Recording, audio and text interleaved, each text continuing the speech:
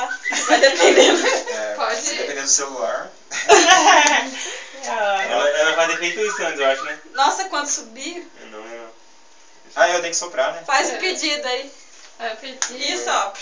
Ah, tia, parabéns pro tio. Pode acender? Olha. Sopra. Olha que bom. Glória a Deus. É parabéns pro tio. Tá bom, pode cortar. Passa pra 18. Não, já sentei.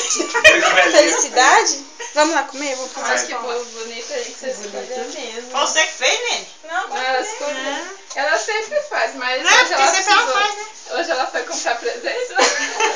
Não ia dar tempo. Então, hoje não deu.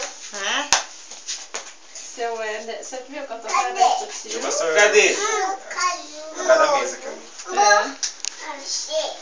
Acabou o quê? Ô, Nego. É mesmo, eu tenho que cortar. Pode tirar as velas? Ô, Aline, só pega uma faca aí pra nós cortar. É uma vela.